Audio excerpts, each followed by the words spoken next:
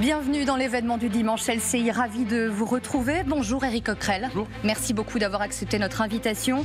Député La France Insoumise de Seine-Saint-Denis et président de la Commission des Finances de l'Assemblée nationale. Une heure d'entretien durant laquelle Nicolas Domenech, éditorialiste politique, nous rejoindra en deuxième partie. Mais d'abord, je salue Pascal Perry. Bonjour. Merci bonjour Marie, beaucoup d'être là pour aborder notamment les questions économiques qui, elles, sont nombreuses. Éric Coquerel, avant d'en venir forcément au budget, la question très épineuse des retraites, j'aimerais vous interroger sur la méthode François Bayrou, qui doit tenir son grand oral, son discours de politique générale mardi 14 janvier, rendez-vous à 15h.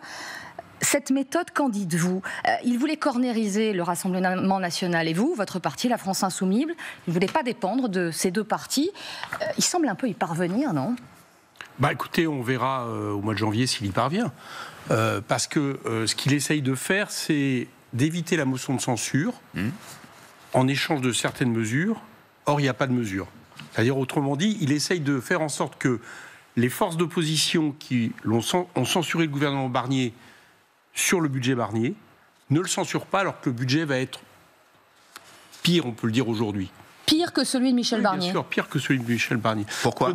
Pour une bonne raison, c'est que, si vous voulez, il faut bien comprendre. Avec Charles de Courson, on avait proposé une solution. Charles de Courson, c'est le rapporteur général, qui n'a pas la même couleur politique que moi, mais on avait proposé une solution. À la tête de l'IOT. Voilà. On avait dit, voilà, vous faites d'abord une loi portant sur des dispositions financières, ils avaient le droit, qui permettaient, on va dire, de régler les problèmes qui peuvent poser problème aux Français du fait de la censure. Je pense par exemple à l'indexation des barèmes de l'impôt sur l'inflation, je pense à certains crédits d'impôt pour les agriculteurs, je pense à l'extension du prêt à taux zéro, etc. Vous faites ça, et puis après vous faites un nouveau budget. Différent de la loi qui a été... Budget, voilà. Ils en ont la possibilité. Comme ils auraient passé en urgence, ils l'auraient passé, parce que ça, c'était... Les mesures que je vous ai dit, c'était majoritaire, ultra majoritaire à l'Assemblée, au Sénat. Qui aurait trouvé consensus. Ils auraient pu le passer en 4 jours. Donc, on avait dit, vous faites ça... Sans obstacle constitutionnel ? Non. Ils arguent, pour le fait de ne pas le faire, ils arguent des questions constitutionnelles, mais je vous assure, j'ai examiné avec mon administration, ça ne tient pas la route. D'accord. Ils ne l'ont pas fait parce qu'ils ne voulaient pas le faire. Ils ne l'ont pas fait notamment parce que ça permet de faire la pression. C'est-à-dire, vous voyez, vous dites, attention, maintenant, si vous ne votez pas le budget très rapidement, les Français... Les gens vont payer des impôts. Vous ne payez pas d'impôts, vous payez des impôts. C'est uniquement fait. Mais ils auraient fait ça, ils auraient fait passer cette loi, et après, ils auraient dit, on fait une nouvelle loi de budgétaire, on remet les choses à zéro, et là peut-être qu'on aurait pu entendre l'idée qu'ils voulaient modifier leur budget. Mais ils n'ont pas fait ça. Ils ont choisi de reprendre le budget là où il était en cours. Et le petit problème derrière ça, c'est que quand vous reprenez le budget, sur la partie recettes, donc tout ce qui est fiscal, eh bien, c'est le budget voté au Sénat qui prévaut. Vous ne pouvez bloqué, vous voulez dire. On fait pas de nouveaux impôts. Pas ajouter dispositifs. Donc tout ce qui se dit depuis le début de la semaine, que Éric Lombard dit, par exemple, augmenter le seuil de l'impôt sur le capital, la flat tax. On va y revenir dans le détail. Etc., etc. Tout ça, c'est du bidon. Tout ça, ça ne fonctionne pas. Donc il n'y a rien à espérer. La seule chose qu'ils vont peut-être faire, et vous admettrez avec moi que ce n'est pas vraiment compatible avec le NFP, c'est d'ajouter 10 à 15 milliards de baisse de dépenses publiques en plus, parce que par contre, sur le volet dépenses, ils peuvent jouer. Et voilà ce qu'ils vont faire. C'est pour ça que je vous dis, c'est Barnier en C'est un peu mécanique. C'est-à-dire que si on reprend le budget de l'an dernier, évidemment, on ne prend pas un certain nombre de dispositions qu'on aurait pu prendre. C'est autre chose, Pascal Perry. Oui, mais le budget de l'an dernier, ça, c'est la loi spéciale qui... C'est ça. Mais ça veut dire aussi que ça gèle, c'est-à-dire qu'on n'augmente pas les dépenses publiques. Mais là, ça veut dire ça. Aussi. Non, oui, mais le budget de l'an dernier, on en parlera si vous voulez. Là, pour l'instant, on est sur le budget de l'an dernier. Mais ce que je veux dire par là, c'est que dans leur vision du budget en cours, la seule partie sur laquelle ils peuvent jouer, parce que ça n'a pas encore été voté au Sénat, c'est encore en discussion. Donc, le gouvernement peut faire des amendements. C'est la partie dépenses. Et donc, ils vont encore plus baisser les dépenses publiques. Mais vous entendiez l'urgence aussi de présenter, voter un budget, ce qui a été l'argumentaire aujourd'hui de l'exécutif, de dire que face à l'instabilité économique, l'urgence aussi de notre image à l'international... Ça ne l'a pas réglé. Ça ne l'a pas réglé pour le moment, mais que, il fallait voter ce budget le plus rapidement possible. Je pense que ça, c'est un moyen de pression, un peu le même, vous savez, qui avait été utilisé au moment de la censure. Il nous avait dit, vous allez voir, Madame Borne avait dit, vous ne pourrez plus utiliser les cartes vitales. Les autres avaient dit, ça va être l'enfer. Il y aura plus rien. Finalement, le pays continue à fonctionner. Un narratif catastrophiste, en effet. Pour l'instant, on applique le budget de l'an dernier. C'est ça. Le petit problème, c'est que le gouvernement a choisi, là aussi, une version qui est la version minimum. C'est-à-dire que, par exemple... La loi spéciale ? Voilà, la loi spéciale, c'est le gouvernement qui détermine en fonction de ce qu'il estime indispensable. Donc il y a un côté, si vous voulez, un peu subjectif, et lui a décidé d'appliquer le minimum, ce qui fait qu'effectivement, ça peut poser un problème assez rapidement, mais rien n'empêche de faire des décrets un peu plus larges. Donc on n'est pas, je le dis aux Français aujourd'hui, on n'est pas ultra pressé, et on aurait été encore moins si on avait pris la loi d'urgence que Charles de Courson et moi avions proposée. Donc ne nous laissons pas avoir par cette espèce de chantage pour adopter un budget qui est un mauvais budget pour le pays, pour l'égalité, pour les services publics, pour l'investissement en matière écologique, etc. Moi, j'ai compris plutôt, Éric Coquerel et Marie, sous votre contrôle, que les accords qui peuvent se nouer portent plutôt sur la réforme des retraites que sur le budget. Alors, Monsieur Lombard reçoit les partis politiques, manifestement ça se passe bien. Est-ce qu'il est, tiens d'ailleurs au passage, d'une gauche, puisqu'il vient de la gauche, qui est conciliable avec la vôtre, à votre avis ? Oh, écoutez, j'en sais rien, c'est quelqu'un de plutôt agréable, Éric Lombard. Vous l'avez rencontré cette semaine. Oui, mais je l'ai comme rencontré président avant parce qu'il se trouve qu'il était président de la Caisse des dépôts et consignations, et que la Caisse des dépôts et consignations travaille en étroite relation avec ma commission. Donc on a des relations, on se connaît. Il est plutôt plutôt aimable. On va dire. Il vous a pas reçu comme représentant du NFP, mais après, comme président de la commission des affaires. Après, si vous voulez, j'ai pas tellement envie. Je pense que c'est pas très intéressant de discuter, de savoir, d'essayer de déterminer son niveau de sincérité, est-ce qu'il y croit vraiment. Ce que je constate, c'est qu'il a été mis là pour essayer de négocier avec le Parti socialiste, mais que, dans le fond, il peut dire ce qu'il veut, il n'a rien à négocier. C'est ça son problème. Oui, mais il dit quand même, pardonnez-moi, il y a plus de perspectives d'un dialogue fécond avec les partis de gauche qu'avec le RN. Vous qui avez... sans doute à raison, reproché à Michel Barnier d'avoir trop regardé vers Marine Le Pen et son camp, vous pouvez lui accorder cela. Et je pense que tout ça, c'est fait pour éviter la motion de censure. Oui. Voilà, le gouvernement travaille là-dessus. Et moi, je le dis, et je l'ai même dit à Éric Lombard, parce que j'ai dit, voilà, on se tutoie même, je lui ai dit, écoute, je veux bien croire ce que tu fais, c'est-à-dire plutôt regarder vers la gauche. Je lui ai dit, voilà qui va être le scénario. Bon, le scénario, c'est que là, pour le budget, l'idée, c'est d'essayer par les mots, par les formules, pas par les faits, vous avez vu ce que je viens de dire, de quelque part faire en sorte qu'au moins le PS ne vote pas la motion de censure. Et je lui ai dit, moi, tu verras que l'année prochaine, ça sera une toute autre musique. Parce que dans le gouvernement Bayrou qui est autour de la table, il y a également M. Retailleau, qui promet déjà des mesures absolument pires les unes et les autres sur, par exemple, la question de l'immigration, que ce soit un référendum, que ce soit des choses qui s'en prend toujours plus à une seule religion dans ce pays. Et ça, à partir de l'année prochaine, si la censure n'est pas votée sur le budget, eh bien, ça passera sur des accords avec le RN pour continuer à exister et prendre des mesures qui sont d'ordre, on va dire, discriminatoire. Regarderons à droite de l'hémicycle. Voilà exactement comment ce gouvernement et le macronisme comptent continuer à appliquer sa politique. Et donc, c'est pour ça qu'il faut les arrêter au plus vite. Je reviens aux retraites, parce que c'était notre sujet. On a préparé une petite infographie pour dire, voilà, si on abroge la réforme des retraites, aujourd'hui, le coût au moment où on échange, là, c'est 3,4 milliards d'euros. Vous y ajoutez le déficit chronique, 0,4% du PIB, le déficit structurel des régimes publics, et vous arrivez à 30 milliards. Vous êtes un homme raisonnable, Éric Coquerel. Mais si, vous êtes un homme raisonnable. Vous savez compter, vous êtes maintenant à la commission des finances. Vous voyez bien que ça ne peut pas durer comme ça. Il faut trouver une solution. Et ça menace, là où j'ai du mal à comprendre l'attitude de LFI, c'est que ça menace un des acquis fondamentaux du XXe siècle, acquis sociaux, qui est celui de la retraite par répartition et par solidarité. D'accord. Alors prenons les points les uns après les autres, si vous voulez bien. Premier point, d'accord, vous me donnez quelque part le point, vous êtes d'accord de dire qu'il n'y a rien à espérer sur le budget pour permettre à des groupes du NFP de voter ce budget ou au moins de s'abstenir. Bon, je suis content. Nous, on ne vous dit rien du tout dans ce sens-là. Voilà, là, on passe à la retraite. Parce que c'est le cœur, finalement, de ces négociations. Je le mets sur la table, mais c'est là qu'il y a un accord possible. Je fais juste remarquer que ça a fait partie, à un moment donné, des discussions cette semaine. J'ai lu plein d'articles qui parlaient de taxes sur le capital, etc. Donc, il n'y aura pas tout ça, donc il n'y a rien à espérer. Maintenant, les retraites. Les retraites, je vous rappelle qu'on a été élus sur un programme, quand même. Ça compte, quand même. Le programme, c'est d'abroger la réforme des retraites. On commence par là. Et puis après, effectivement, on peut discuter d'une autre réforme, mais on abroge la réforme des retraites. Bon, là, ce que je constate, c'est que dans les négociations en cours, il n'y a pas d'abrogation sur la table. Donc déjà, ça serait, pour les groupes du NFP, un reniement que de ne pas censurer un gouvernement qui n'abroge pas la réforme des retraites. Mais une négociation, pardonnez-moi Éric Coquerel, c'est aussi des compromis, c'est aussi mais pour l'instant, je ne vois pas le compromis. Je ne vois pas où est le compromis. Ce que je vois pour l'instant, c'est qu'en réalité, c'est un compromis entre le rien et le rien. Bon, moi, je veux bien que les compromis. Vous me dites les compromis, mais on nous dit et les filles, c'est tout ou rien. Partie discussion des recettes à l'Assemblée nationale. C'est pas moi qui le dis, c'est votre partenaire de gauche. Bien, oui, je sais qu'il dit. Je sais. Partie de la discussion des recettes sur le budget. On a modifié le budget avec des amendements. Vous savez, on a trouvé des majorités. C'était pas totalement notre programme. Il y avait plein de choses qui manquaient. Par exemple, l'ISF, on n'a pas réussi à le faire voter. On vous accuse de boucherie fiscale. Voilà, je sais, mais je vous dis simplement, ce qu'on a fait voter, ce qu'on a réussi à amender n'était pas l'entièreté de notre programme. Pourtant, on a voté pour ce projet de loi modifié, et c'est le socle commun et le RN qu'on votait contre. Je dis juste que, bien évidemment, on est prêt à des compromis. Mais des compromis avec l'Assemblée, c'est possible. Mais quand il n'y a pas de compromis, c'est-à-dire quand on nous propose en réalité de nous entendre pour faire passer le même budget, vous comprendrez que pour nous, ce n'est pas des compromis. Et sur les retraites, c'est pareil. Sur les retraites, où on en est des négociations. Alors, moi, j'ai lu Le Parisien ce matin.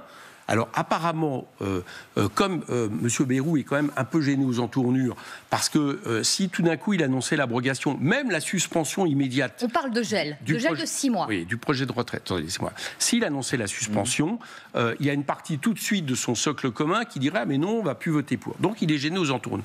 Donc là maintenant, si j'ai bien compris, on en serait à annoncer une suspension en 2026. Non mais... Pas sûr. Alors, comme vous dites, en plus, c'est pas sûr. Non, mais ça peut être, par exemple, pour obtenir un accord politique, on gèle la réforme dans ses applications cette année, en attendant de rediscuter. Donc ça, moi, je vous parie, tout ce que vous voulez, ça ne va pas avoir lieu. Il n'y aura pas de gel de la réforme, vous verrez. Je prends le pari là, il n'y aura pas de gel de la réforme parce que M. Bayrou perdra une partie de son socle commun s'il annonçait ça. Vous avez vu que M. Larcher a dit qu'il en était hors de question, donc je n'y crois pas. Ni suspension, donc pour l'instant, ils sont en train d'essayer de trouver des formules pour que le Parti socialiste puisse ne pas voter la censure. Mais ces formules n'existent pas. Donc en réalité, nous ne sommes pas bernés. S'il n'y a pas d'abrogation de la réforme des retraites, s'il n'y a pas d'arrêt de cette réforme des retraites, en réalité, ça veut dire que nous renierions notre programme. Et pour répondre à votre question, Pascal Perry, vous me dites je suis sérieux, mais justement je suis sérieux. C'est-à-dire que la réforme telle qu'elle est aujourd'hui ne résout rien. Déjà. Non, malheureusement. Voilà. Elle résout rien. Pourquoi ? Et vous savez pourquoi ? Parce que le problème des retraites, c'est pas que ça va coûter plus cher à l'avenir. Ça, c'est le corps qui l'explique, le comité d'orientation des retraites. Les retraites ne coûteront pas plus cher à l'avenir, c'est-à-dire 13-14% du PIB. C'est qu'il va manquer des recettes. Il va manquer des actifs. Voilà, il va manquer... Non, c'est pas des actifs. Si, il en manque aussi beaucoup des actifs. D'accord. 3 millions d'actifs. Mais ça, excusez-moi, mais les actifs qui diminuent au fur et à mesure des années, ça n'a pas empêché dans le passé de faire des réformes des retraites où, par exemple, on passait de 65 à 60 ans parce que c'était déjà la réalité. À quel prix, Éric ? C'était déjà arrêté. Pour bien comprendre, on produit plus, c'est-à-dire chaque personne produit plus de richesses.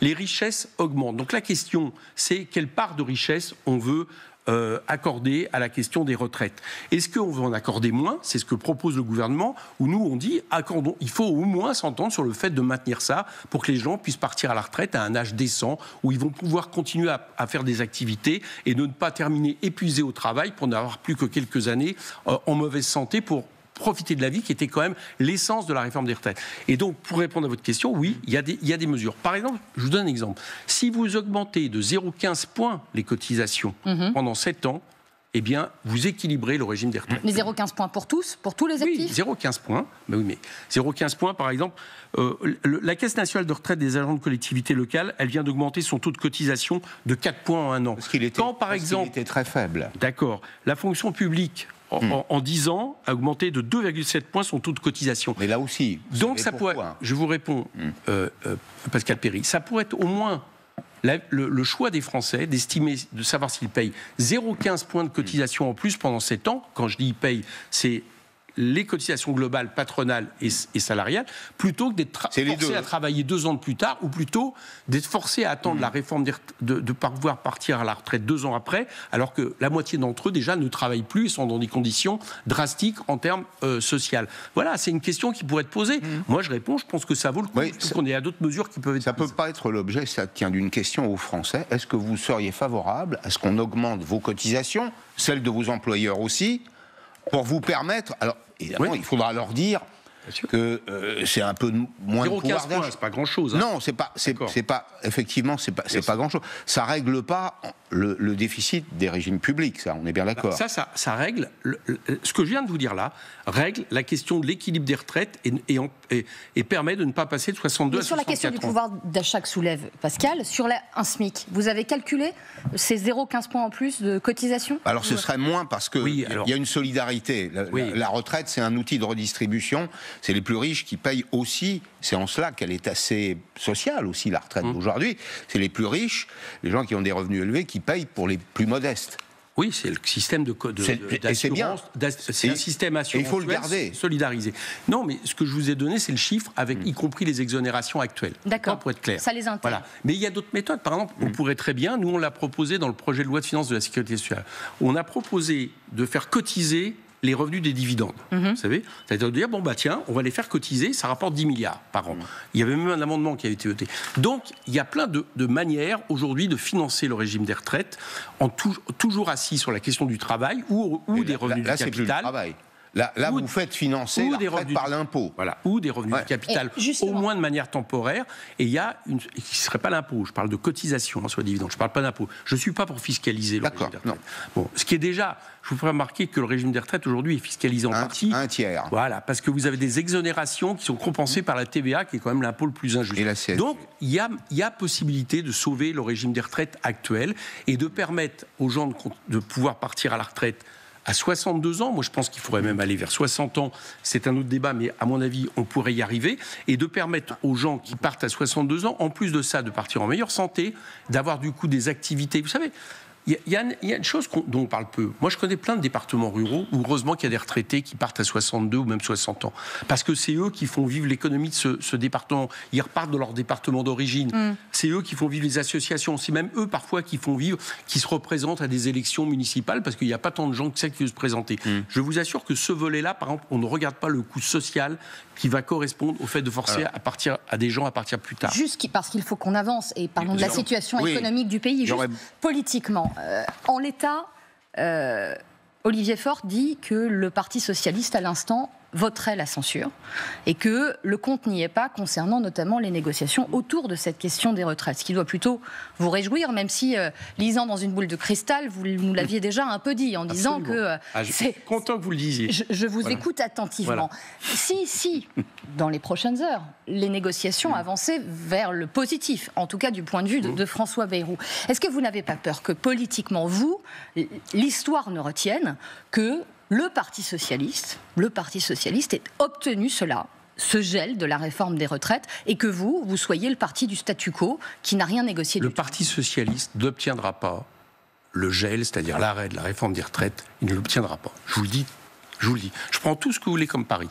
Et on ressortira. Il y aura des formules, éventuellement, ils vont sortir des formules alambiquées, comme celle... Alors, par exemple, cette idée, j'ai entendu cette idée incongrue, par exemple, qui serait un gel pour 6 mois. Ça ne veut rien dire. Ça veut dire quoi? En attendant de trouver un autre modèle de financement. Et lancer une conférence de financement par ailleurs. Oui, mais gel pour 6 mois, ça ne veut rien dire, d'un point de vue concret. Parce que la retraite, il faut bien comprendre que ça se fait par rapport à votre date de naissance. Donc, vous arrivez, par exemple, à la retraite à 62 ans, né en 63, ça veut dire quoi pour 9 mois? Aujourd'hui, avec la réforme, il faudrait qu'ils attendent septembre. Ça veut dire qu'il va falloir qu'ils attendent juillet. Enfin, vous voyez bien que ça n'a pas de sens. Donc, soit la réforme est abrogée, nous, c'est ce que nous demandons. C'est-à-dire, elle est arrêtée pour renégocier. Au moins, cette réforme est mise de côté. Et donc, les personnes qui ont 62 ans, qui vont arriver, nées en 63, qui vont arriver cette année pour les retraites, ils pourront partir le 1er janvier à la retraite. Voilà. C'est ça qu'il faut. Voilà. Toute mesure qui ne serait pas ça, on peut dire que rien n'aurait été trouvé. Et moi, je vous parie de ce couler que M. Bayrou, même s'il le voulait, je ne suis même pas sûr qu'il le veuille, mais ne pourra pas, d'une manière ou d'une autre, geler la réforme des retraites. Donc le Parti socialiste n'aura rien. Parce que le président s'y opposera ? Notamment. Vous avez raison de le dire. Là, j'ai vu qu'il y avait une réunion qui a eu lieu. Ils se sont vus en fin de semaine, en effet. C'est ça. Parce que le fond du problème... Et avec des grands patrons également. Bien sûr. Le fond du problème qui renvoie à Emmanuel Macron, c'est que depuis juillet, depuis qu'il a été battu pour une deuxième fois après les européennes ou législatives, qu'il n'a plus de majorité, que sa politique a été battue. Il faut bien le comprendre. Regardez tous les sondages, par exemple. Les Français disent à 78% il faudrait une taxe sur les ultra-riches, qui nous donne plutôt raison. Eh bien, depuis ça, il essaye de maintenir coûte que coûte sa politique. Et la mesure étendard de sa politique, c'est la réforme des retraites. Donc, lui ne veut pas lâcher. D'accord. Et je vous dis que M. Bayrou ne lâchera pas. Il y a une autre situation qui s'impose aux Français, c'est que cette année, c'est collectif, nous allons devoir emprunter beaucoup d'argent. Je regardais vendredi soir le taux à 10 ans. Vous savez, le 10 ans, c'est un indicateur, etc. Ça montre quand même que la communauté des prêteurs est un peu inquiète. On est à 3,42,4, c'est-à-dire qu'on est au-dessus de la Grèce. La Grèce, c'est un cas un peu particulier qu'on évoque souvent. C'est-à-dire la Grèce emprunte beaucoup moins que la France. Mais on se rapproche quand même progressivement de l'Italie. C'est un peu la signature française. Enfin, c'est la crédibilité de la France qui est en cause. Je ne doute pas qu'on va nous prêter les 340 ou 350 milliards qu'on va emprunter. En revanche, je me demande à quel prix. Et quand je vois que cette année, c'est déjà 55 milliards du budget, je me dis que c'est de l'argent qu'on ne mettra pas ailleurs. Alors, premier constat... Ça vous inquiète ? Oui, bien sûr. Mais premier constat... c'est une situation, ce que vous décrivez, c'est-à-dire la montée des taux, le risque de la montée des taux, qui est valable pour la plupart des pays mondiaux et européens. Je me compare, je me rassure, c'est ça ? Non, je ne vous dis pas ça. Mais c'est intéressant de voir ça. Pourquoi ? Parce que le prix de l'argent a augmenté. Ce qui est intéressant, c'est que ce n'est pas juste lié à la situation française. Je vais y venir, je pense qu'elle l'a aggravé. Mais ce n'est pas juste lié à ça. Mais l'écart est quand même très significatif. C'est-à-dire qu'il est en notre défaveur. Par rapport à l'Allemagne. Je vais y venir. Mais premier constat, ce n'est pas juste lié à la situation française, c'est une situation économique internationale, mais qui aujourd'hui est aussi le juge de paix de la politique menée depuis des années, de compétitivité, d'offres, qui se révèle incapable de répondre aux différents défis, incapable d'investir en matière écologique, incapable de réduire les déficits, incapable de relancer l'activité de la croissance, etc., etc. Incapable même, contrairement à ce qui est dit, de réindustrialiser le pays. On voit bien que là, les faillites d'entreprises sont en train d'augmenter. C'est valable en France, mais c'est valable en Allemagne. Et par exemple, en Allemagne, vous le savez, le débat est autre. C'est-à-dire le critère, eux, qui les inquiète, c'est peut-être pas les déficits, mais c'est le fait qu'ils vont être en récession, avec un problème. Donc, ils ont besoin d'investissement public. Voilà. Donc, d'ailleurs, ils sont en train de réfléchir, enfin, il y a tout un débat, et c'est pour ça qu'il y a une instabilité politique, au fait de desserrer le corset de l'austérité. Donc, ce que je veux dire par là, c'est que, attention de prendre qu'un seul critère, de prendre le critère qui serait le taux, le déficit, et puis d'abandonner les autres. Par exemple, c'est intéressant, vous l'avez dit vous-même, Pascal Perry, je vous remercie de votre honnêteté, on ne peut pas comparer à la Grèce. La Grèce est dans une situation économique infernale, infernale, ils ont été exsangues, etc. Donc comparer le fait que les Grecs peuvent du coup maintenant emprunter à un taux un peu meilleur, tellement ils ont fait des économies sur le dos de la population, n'est pas valable. Donc déjà, prenons les critères et constatons une chose. Ça aussi, c'est autre chose. La Grèce, si on est honnête, si on va jusqu'au bout, la Grèce ne levait pas l'impôt. Oui. Alors que nous sommes capables de le faire. Là, je ne vais pas rentrer là-dedans, ce que là, vous me dites vous-même. C'est autre chose. Court, donc, je vais essayer de l'être. Donc, constatons déjà qu'il y a un problème avec la politique menée de manière globale. Deuxième problème, il y a un problème en France, c'est que cette politique, c'est avant même l'instabilité économique, et je pense même que la dissolution est peut-être venue de ça, c'est qu'au début de l'année, et qui explique la peur du marché, vous savez très bien que on a annoncé des chiffres. Et c'est pour ça que je fais une commission d'enquête dans ma commission des finances. On a annoncé des chiffres qui se sont trouvés infirmés en termes de déficit, de croissance, etc., par les faits. Et donc ça inquiète les marchés. Troisième élément, l'instabilité politique. Mais l'instabilité politique... Une question là-dessus. Oui, est-ce que vous seriez favorable à ce qu'une autorité indépendante, extérieure, audite les comptes de l'État plutôt que d'écouter la voix de Bercy qui parle de lui-même, au fond? Écoutez, je pense qu'il y a une autorité... Non, il y a une autorité qui existe, hein. C'est l'Assemblée nationale. Qu'on nous donne encore un peu plus les moyens, d'ailleurs on essaie de le faire avec cette commission d'enquête, qu'on nous donne... L'Assemblée nationale et ma commission a un rôle de contrôle. Donc je préfère ça à des institutions extérieures, on ne sait pas qui c'est. Pierre Moscovici était pour, le président de la Cour des comptes. Que l'Assemblée nationale le fasse. Non, qu'un office extérieur. D'accord. Alors je peux être en désaccord avec Pierre Moscovici. Je suis assez méfiant vis-à-vis de toutes ces autorités qui un peu flottent en l'air, flottent en l'air, j'exagère, mais vous voyez ce que je veux dire, qui n'ont pas un lien avec, à un moment donné, une part de souveraineté. En dehors de la commission des finances. Attendez. Ce que je suis en train de faire n'est pas une critique, par exemple, de la Cour des comptes et autres. Je dis simplement que, attention de ne pas multiplier des autorités qui n'ont pas un lien direct avec la souveraineté, ce que veut le peuple.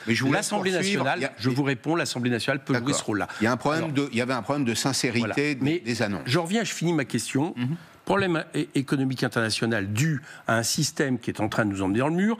Deuxièmement, problème en France particulier. Et troisièmement, l'instabilité politique. Mais l'instabilité politique, c'est pas la censure. L'instabilité politique, c'est d'avoir ça y concourt, pardonnez-moi. Ça y concourt. Bien sûr. Mais c'est d'avoir une dissolution et en plus un président de la République qui a refusé la chute de Barnier, qui a refusé le suffrage universel et qui nous met des gouvernements qui sont minoritaires. Ça ne peut pas fonctionner. Sauf pour l'opposition à dire, bon, écoutez, vous êtes passé en force, vous nous forcez à avoir des gouvernements qui n'ont pas de majorité, et il faudrait en plus accepter une politique qui est minoritaire. Et on reviendra dans quelques instants sur votre appel multiplié à la démission du président de la République. Absolument, vous avez une nouvelle fois communiqué sur le sujet ces derniers jours. Restez avec nous, l'événement du dimanche se poursuit avec Éric Coquerel, juste après la pause. Retour sur le plateau de l'événement du dimanche, toujours avec notre invité Éric Coquerel, président de la Commission des finances à l'Assemblée nationale, député de la France Insoumise de Seine-Saint-Denis. Nicolas Doménac, bonjour, vous nous avez rejoint.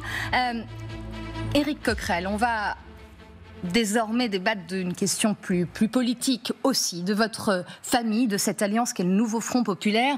Son espérance de vie est peut-être en jeu ces prochains jours et ces prochaines heures. Juste un point de calendrier, de détail qui a toute son importance aussi. Je le disais, discours de politique générale mardi à l'Assemblée. Dans la foulée, la France Insoumise déposera une motion de censure. Elle sera votée 48 heures plus tard ? Oui, on va déposer une motion de censure. Je vous dis dès aujourd'hui que certains des membres des autres groupes du NFP la signeront aussi. Je sais que, par exemple, il y a des communistes qui vont la signer. Je suis sûr qu'on aura aussi des membres du groupe écologiste ou peut-être tout le groupe, je ne sais pas, donc on va voir. Et cette motion sera présentée le 16. Et moi, aujourd'hui, là, je pense qu'en réalité, tout le NFP la votera. Voilà ce que, comme diagnostic, comme pronostic, je pense qu'on arrivera à ça à la fin. Mais avec un gouvernement Bayrou qui ne tombera pas, puisque vous n'aurez pas le Rassemblement national avec vous. Je sais pas ce que vous savez ce que va faire le Rassemblement national, vous êtes sûr ? Pour le moment, il semblerait qu'il n'appuie pas sur le bouton et qu'il laisse un peu de temps au gouvernement de François Bayrou d'opérer avant éventuellement de changer d'avis. Écoutez, on verra bien, mais je pense qu'on est dans la même situation qu'à l'entrée du mois de septembre. Donc une première motion de censure, on verra bien qui la vote. Moi, mon intuition, c'est que tout le monde va revenir à la raison du côté NFP, parce que, comme je vous l'ai dit tout à l'heure, il n'y a rien, ils la voteront. Et sinon, ça sera fin janvier, le retour du budget à l'Assemblée nationale, comme on avait eu le projet de loi de finances de la sécurité sociale. Là, je ne vois pas comment le gouvernement ne fait pas un 49-3, il n'aura pas de majorité. Et là, rebelote, censure. Et là, je pense qu'au pire, au plus tard, le gouvernement Bayrou tombera à ce moment-là. Parlons donc avec vous, Nicolas, du Nouveau Front Populaire. A-t-il vécu ? C'est la question qu'on se pose, parce que quand on voit les déclarations des uns et des autres, on se dit, quand on a des amis pareils, on n'a pas besoin d'ennemis. Pas besoin d'ennemis. Alors, quand même, juste un petit point de retour, parce que je vous ai bien écouté, on vous a quand même désigné député de l'année, alors quand même, ça méritait vraiment de merci au jour à le challenge. Avec attention, je comprends bien la prophétie que vous faites de nullité d'un accord qu'on ne connaît pas, cela étant encore, d'un accord, une possibilité d'accord entre le gouvernement et les socialistes. Mais au fond, est-ce que vous n'en portez pas une responsabilité si ça échoue ? Parce que vous auriez pu, au lieu de leur tirer le tapis sous les pieds, les aider, et pousser pour que la population obtienne des avantages concrets dans ces négociations-là. Or, vous avez refusé d'y participer. C'est incompréhensible pour les Français. Mais parce que vous n'avez pas écouté ce que j'ai dit tout à l'heure. Si. Pas entièrement. Moi, j'ai fait une proposition qui permettait à ce moment-là que, quelque part, le gouvernement Bayrou ait un peu de crédibilité dans la négociation. C'était la fameuse loi d'urgence posée avec Charles de Courson. Un certain nombre de mesures étaient prises, toutes celles qui sont bonnes pour les Français, et puis on repartait à zéro sur un budget. Bon, là, on aurait pu peut-être penser que... Mais c'est pas ce qui a été fait. Et à partir de là, pourquoi laisser croire que des choses vont bouger quand on sait que le gouvernement a fait le choix de reprendre le même budget ? Bon, je veux bien qu'on essaye de jouer une espèce de mise en scène qui retarde la chose, mais moi je pense que ça ne sert à rien. Il ne faut pas laisser l'illusion, parce que je vais vous dire une chose, c'est le pire pour les Français. Les Français, ils ont voté pour le changement en juillet dernier. Si en plus de ça, on cotise à l'idée que finalement ce socle macroniste qui se maintient coûte que coûte au pouvoir pourrait finalement aller vers le programme du NFP, au moins en partie, je veux dire, c'est semer des illusions, et les gens, après, ils nous le reprocheraient. Donc moi, je crois que c'était utile de dire, nous, on n'y croit pas. Et en fait, ce gouvernement, il est illégitime, et la seule chose que peut faire à un moment donné M. Macron, c'est finalement de respecter le suffrage universel, donc de nommer un gouvernement NFP, qui est un socle majoritaire, enfin en tout cas une majorité relative à l'Assemblée, Ou alors, comme on l'a dit, de partir. Je pense qu'il n'y a pas d'autre solution. Et les faits, excusez-moi, mais ils sont en train de nous donner raison. On verra, mais pour autant... C'est rien ou rien. Voilà ce qui Pour autant, là j'en reviens à la question induite par Marie, pour autant, est-ce qu'il fallait employer les mots employés par Jean-Luc Mélenchon pour accuser les socialistes, pour leur coller une étiquette d'infamie sur le dos, en parlant de servilité de leur part, vraiment, ou de forfaiture. Forfaiture, je veux dire, c'est un mot inouï, je veux dire, de force de... Forfaiture, c'est un forfait. Pardon ? Par rapport à notre programme, c'est ça qu'il a voulu dire. Oui. Enfin, on a quand même été élus. Excusez-moi, on a été élus sur un programme. Oui, mais forfaiture, pardon, ça désigne l'acte d'un vassal, j'ai pris la définition dans le dictionnaire, envers une autorité. Je veux dire, donc les socialistes sont des vassaux. Je veux dire, c'est ainsi qu'il faudrait les voir. En tout cas, moi je comprends. Moi, j'ai pas utilisé ces termes parce que je suis président de la commission des finances et j'ai envie de continuer à pouvoir parler à tous les groupes. Mais, faut imaginer aussi. Mettez-vous de notre côté. On apprend à la fin de la semaine dernière que les 3 autres groupes du NFP vont discuter, négocier avec le gouvernement sur la base de rien et sur la base de quelque chose qui n'est pas notre programme. Vous parlez de trahison ? On peut estimer que par rapport à notre programme, si ça allait jusqu'au bout, vous avez compris que j'espère que ça ne va pas aller jusqu'au bout. On a bien compris, voilà. Oui. Donc après, si ça ne va pas jusqu'au bout, il y a eu des choses dites, etc., de part et d'autre, mais globalement, ça se finira finalement plutôt pas trop mal pour l'instant. C'est ce que j'espère. Donc c'est pour ça que... Mais vous comprenez un peu notre colère. On n'a pas été élus sur cette base. On n'a pas été élus. Nous, on n'est pas... Le NFP... C'est pas François Hollande. C'est pas notre ennemi, c'est la finance. Puis après, on fait les lois El Khomri, on recule l'âge de la retraite, etc. Nous, c'est pas ça. Nous, c'est de respecter notre programme. Et là, ce qui était en train d'être emmanché avec les négociations qui n'en sont pas, parce que sur la base de rien, ça voulait dire que quelque part, on servait de point d'appui au macronisme pour qu'il essaie de se maintenir alors qu'il est minoritaire. Et vous avez vu les taux de popularité de M. Macron et même de M. Bayrou rejetés par la population. Les gens n'attendent pas ça, nous. Les gens n'attendent pas ça. Les popularité de vos dirigeants, en l'occurrence Jean-Luc Mélenchon, ne sont pas beaucoup plus hauts. Mais voilà, nous, on ne gouverne pas. Oui, mais ce n'est pas la même chose. C'est pas la même chose. Ce qu'on a comme point, c'est que nous sommes une démocratie où on a un président de la République qui peut choisir de ne pas respecter le suffrage universel et qui continue, vaille que vaille, à imposer une politique qui n'est pas bonne pour le pays. On ne peut pas nous demander, nous, de finalement aménager tout ça. Et c'est ce qui est en train de se faire. Alors très vite, les écologistes et le Parti communiste ont dit non, on va arrêter tout ça. Mais c'était ce qu'ils étaient en train de faire. On n'est pas élus pour ça. Vous n'êtes pas élus pour ça, mais vous avez l'habitude. Je dis à mes camarades socialistes, on n'a pas été élus pour ça. Et beaucoup d'ailleurs, vous savez que beaucoup le savent. Et moi, je discute avec beaucoup de militants socialistes à la base, etc., qui maintenant, le NFP leur a donné une respiration parce qu'ils en avaient assez finalement d'apparaître comme les traites de service. Je dis ça avec des guillemets. Avec des guillemets, bien sûr. Donc finalement, ça leur a donné respiration. Ils pouvaient recommencer à venir dans les manifestations syndicales. Pendant des années, ils étaient vraiment plus les bienvenus. Et ils n'ont pas envie de retomber là-dessus. Or là, ce qui s'est passé la semaine dernière, d'essayer coûte que coûte que le macronisme puisse continuer à exister, qu'on soit quelque part dans une participation, un soutien sans participation, c'était ça qui se dessinait. C'est ça qui était en train de se faire.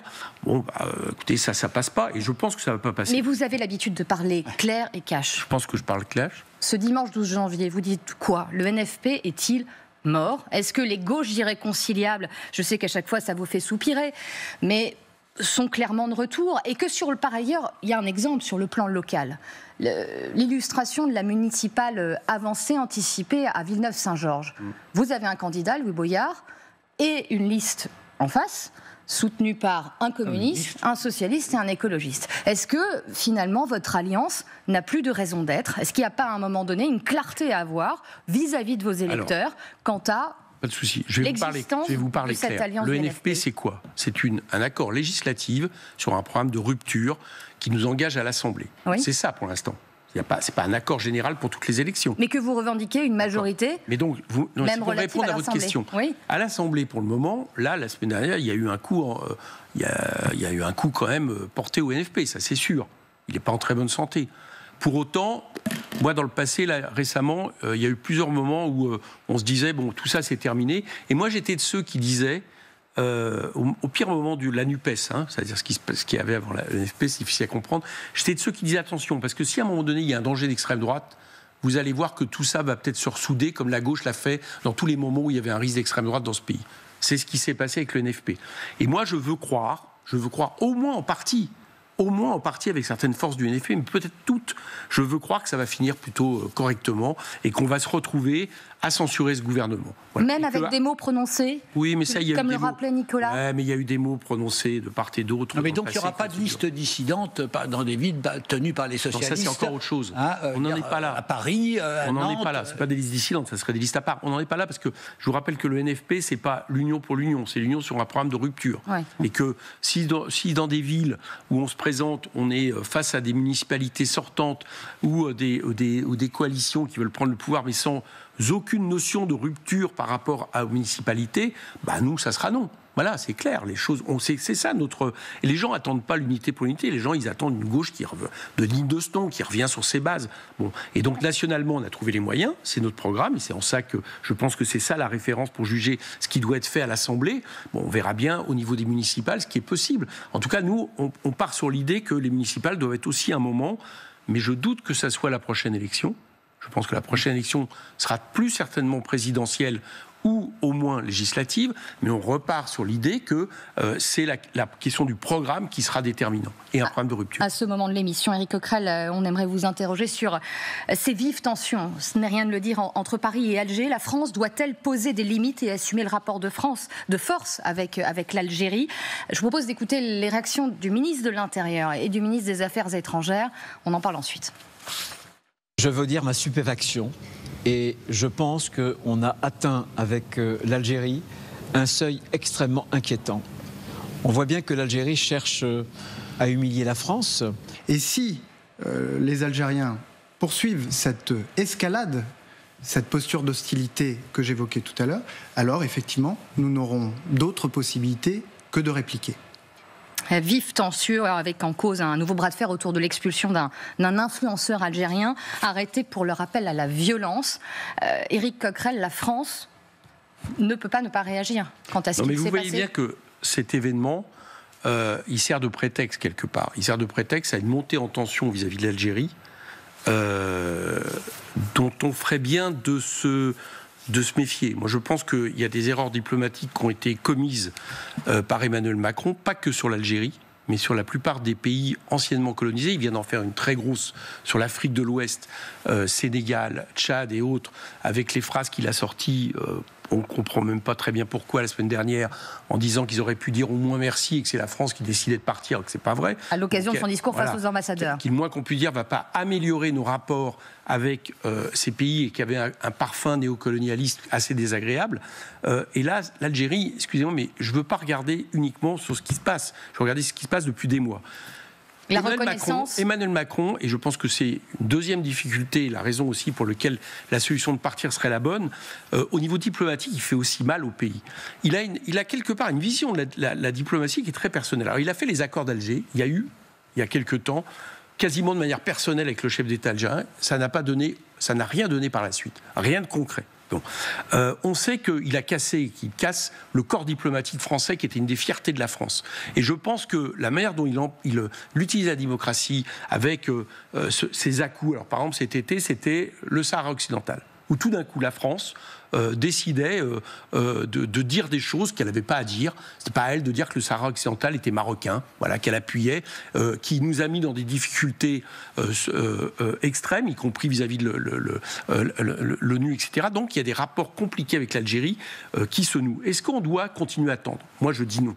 Et donc je dis attention aux déclarations de ce type, alors même que je remarque, si vous voulez, qu'il y a d'autres pays avec lesquels il y a des problèmes et qu'on n'utilise pas le genre de discours un peu... Vous pensez à quel pays? Par exemple, là, si on regarde, par exemple, la situation d'un pays avec qui on a des difficultés actuellement, je pense à Israël, par exemple, d'accord? Sur des policiers, des gendarmes arrêtés à un moment donné. Un journaliste français qui a été arrêté il y a quelques jours par les Israéliens en Syrie, dans un pays étranger. Je pense par exemple à différentes mesures. Le moins qu'on puisse dire, c'est que nos réactions sont quand même plus, alors que les choses sont, y compris de la part d'Israël par rapport au droit international problématique, sont beaucoup plus modérées. 2 poids, 2 mesures, vous dites? Ah bah clairement, les Algériens, à mon avis, ils doivent penser qu'il y a 2 poids, 2 mesures aujourd'hui. Donc je ne dis pas qu'il faut, comprenez-moi, je ne dis pas qu'il faut rien dire, mais agiter des choses qui laisserait par exemple supposer que les accords de 68 pourraient être remis en question, qui seraient soi-disant des accords très avantageux pour l'Algérie, ce qui n'est pas le cas, ce qui n'est plus le cas. Je n'ai peut-être pas le temps de vous expliquer, mais je peux le regarder dans le détail si vous voulez, parce qu'il y a eu des accords depuis bilatéraux avec la Tunisie et le Maroc, et que ces accords qui étaient faits pour permettre qu'il y ait une immigration qui vienne dans nos usines à l'époque, il y a plein de choses qui ont été remises en question, donc c'est plus si avantageux que ça. Donc laissez penser que finalement, on aurait toujours un rapport de dominant à dominer par rapport à l'Algérie, à leur donner des leçons et à faire en sorte qu'on ne puisse pas avoir un discours diplomatique, j'allais dire, comme digne de ce nom. Je pense que c'est un problème, mais qui rejoint peut-être aussi les sorties de M. Retailleau sur d'autres domaines, Coquerel, notamment sur les questions de l'immigration ou questions de l'islam. Je pense que tout ça fait un tout. On peut entendre vos critiques sur la diplomatie française, car les faux pas n'ont pas manqué. Mais vous ne pouvez pas ne pas mettre en cause les généraux algériens pour leur utilisation de ce qu'on appelle la rente mémorielle, c'est-à-dire au fond ils refont l'unité, ils font passer leurs fautes économiques et politiques sur le dos de la France, quoi. Ils se servent de ça comme prétexte alors qu'ils multiplient eux-mêmes les provocations, les actes d'hostilité et notamment les influenceurs qui appellent au meurtre. Oui, vous savez très bien que les influenceurs, là, par exemple, c'est compliqué parce que ce sont des influenceurs qui posent un problème en France, je n'ai pas de doute là-dessus, mais qui posent aussi un problème en Algérie. Ce pas des influenceurs commandités par le pouvoir algérien. Oui, l'histoire le dira et les enquêtes menées. L'histoire le dira, mais moi j'ai lu un peu, y compris des journaux qui sont... Enfin, j'ai lu des articles, je suis comme vous, moi j'ai pas toutes les informations. Vous avez peut-être plus d'informations que moi. J'ai lu des articles de journaux, même y compris plutôt classés à droite en France, qui le reconnaissent, qu'il y a un problème. Donc ils n'ont pas envie qu'il revienne. Deuxièmement, n'oubliez pas que... donc ils n'ont pas envie qu'il revienne. L'appel à la violence de ces influenceurs vise des opposants au pouvoir algérien, encore une fois. Où avez-vous vu que je vous dis que je cautionne ce que font ces... Je n'ai jamais dit ça. Donc c'est pas le cas. Mais pour obtenir des choses, je pense qu'il vaut mieux utiliser la diplomatie. Il y a M. Darmanin, avant, à un moment donné aussi, d'emprunter des voies un peu etc., il l'a compris, il a commencé à les discuter concrètement avec Alger, pour déboucher sur des choses, etc. Vous lui accordez ce bon point? Écoutez, moi, j'écoute un peu les spécialistes. Il avait un peu inversé ces choses, y compris que ça servait à rien de faire un espèce de rapport de force. On va vous faire ça, bon d'accord. Et les Algériens peuvent dire, bon, on arrête de donner du gaz, de vendre du gaz à la France. Je vous assure que je vois bien le spectacle d'ici là. Donc, arrêtons de laisser penser qu'on est dans un rapport comme ça, où il suffirait finalement de dire, on va arrêter les accords de 68. Ils n'ont plus vraiment beaucoup d'influence. On va arrêter, par exemple, la question des visas. Ça va passer par l'Espagne, par exemple. Donc, avec Schengen, ça reviendra au même. Donc, arrêtons de laisser ce genre de discours, j'allais dire presque guerrier, s'imposer vis-à-vis d'un pays. Alors, vous parlez du mémoriel, certes, mais il y a quand même un passé colonial. D'accord ? Les deux existent. Bon, donc, il faut faire attention aux deux. Et je trouve que de ce point de vue-là, nous ne sommes pas prudents dans la façon dont nous parlons à Alger. Nous ne sommes pas prudents dans les rapports diplomatiques que nous avons avec Alger ou avec nos anciennes colonies, et que c'est aussi un peu la marque du macronisme. Éric Coquerel, une question concernant un certain Elon Musk, plus que dans l'actualité aujourd'hui. Vous avez reçu un courrier de Sandrine Rousseau ce matin ?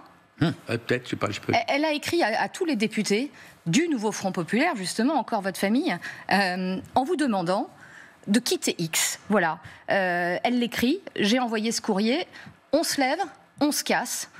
Vous êtes prolixe, j'ai regardé sur le réseau social X, vous publiez beaucoup, mais à l'instar d'autres... Vous regardez en plus. Et je regarde, et à l'instar d'autres politiques, le président de la République en tête, le ministre de l'Intérieur, le garde des Sceaux, faut-il quitter le réseau social X, Éric Coquerel ? Alors déjà, notons une chose, c'est que la question pourrait vite se poser, parce que malheureusement, j'ai vu que du côté Facebook, on est en train de suivre idéologiquement, et je le regrette, les agissements de ce responsable politico-économique de plus en plus d'extrême droite. Donc ça voudrait dire qu'on quitte un peu partout en réalité, ce qui est le problème. Moi, très franchement, je vais pas faire de langue de bois. C'est un problème qui peut se poser, c'est un problème qui peut exister, qui existe dans nos rangs.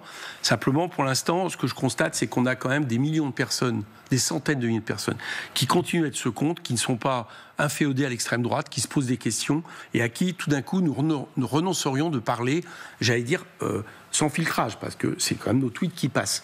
Voilà. Donc, entre les deux défauts, j'allais dire que pour l'instant, moi, j'ai choisi de rester sur X, mais ça peut se poser. Voilà. Je peux pas vous répondre autrement.